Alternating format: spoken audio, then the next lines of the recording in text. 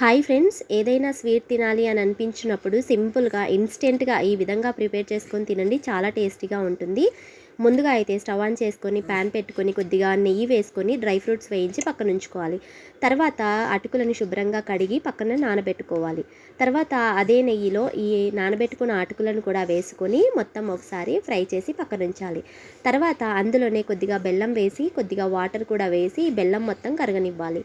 ఇలా బెల్లం మొత్తం కరిగిపోయిన తర్వాత నానబెట్టుకున్న అటుకులను వేసి మొత్తం ఒకసారి కలిపేసుకోవాలి. ఇందులో ఇప్పుడు కొద్దిగా ఇలాచీ పొడిని కూడా వేసుకొని ఈ అటుకులు మొత్తం కూడా దగ్గర పడే వరకు అయితే కలుపుతూ ఉండాలి.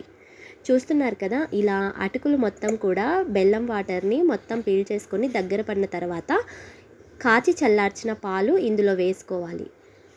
ఇలా మొత్తం కూడా వేసుకొని మొత్తం ఒకసారి కలిపేసుకొని మనం ముందుగా ఫ్రై చేసి పెట్టుకున్న డ్రై ఫ్రూట్స్ని అందులో వేసుకొని కొద్దిగా నెయ్యిని కూడా వేసుకొని మొత్తం ఒకసారి కలిపేసుకొని తింటే చాలా టేస్టీగా ఉంటుంది. నచ్చితే ట్రై చేసి ఛానల్ సబ్స్క్రైబ్ చేసుకోండి.